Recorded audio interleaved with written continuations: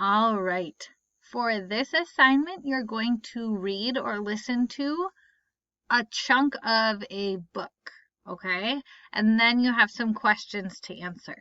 Notice there's no Cami on this one. You're opening up the book here, which I'll show you in a minute. And then you're going to read or listen to pages 2 through 15. And then there's 2 questions to answer. So I'll read those. I'll show you how to get to the book, and then I'll read them again for you.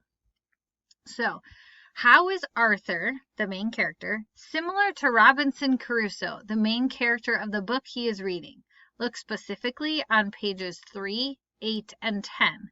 Give at least one detail from the story to support your answer. So, how is Arthur similar to Robinson Crusoe? Okay.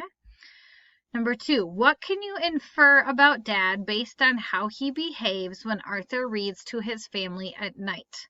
Look specifically at pages 8 to 9. So, remember, making an inferring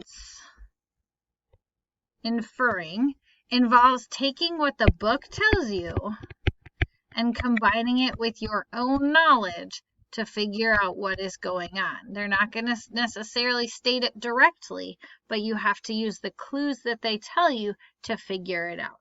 So you're figuring something out about Arthur's dad.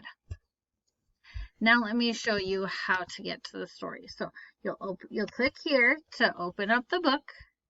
You might have to log in because it's through Benchmark, but you won't go through Benchmark. You'll use this link, but you just might have to log in. And then you'll flip. It's a historical fiction book, so it could really have happened. It didn't happen, but it could have happened in the past. So there are 4 chapters. You don't have to read all of it. Let me remind myself 2 through 15. So just chapters 1 and 2 is what you are reading. Okay, so if you don't want to actually read it, remember you can have it read to you by using the play button and clicking where you want.